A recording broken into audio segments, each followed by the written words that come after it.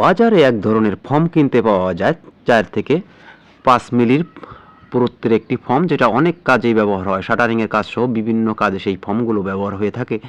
এই ফর্মগুলো কিভাবে তৈরি হয় দেখুন। রাবার গাছ থেকে আটা সংগ্রহ করে সেই আটা একটি প্যানের মধ্যে হিট দিয়ে সেটাকে ফুলিয়ে কিভাবে ফোমে রূপান্তরিত করা হয়, না দেখলে আপনারা কখনো বিশ্বাসই করতে পারবেন না। দেখুন, এটা অলরেডি একটি বালিশের মতো তৈরি হয়ে গেল।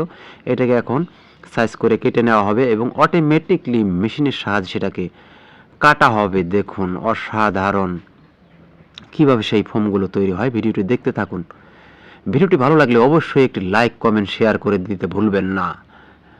দেখুন, এটা অলরেডি কেটে একটি ঘুরন্ত একটা প্যানের মধ্যে বসিয়ে দেওয়া হয়েছে। দেখুন, এটা অটোমেটিকলি ঘুরছে আর অটোমেটিকলি 4-5 মিলি পুরুত্বভাবে কেটে যাচ্ছে। অসাধারণ, নিমিষেই হাজার হাজার ফোম কাটিং করা হয়ে গেল। ধন্যবাদ সকলকে ভিডিওটি দেখার জন্য।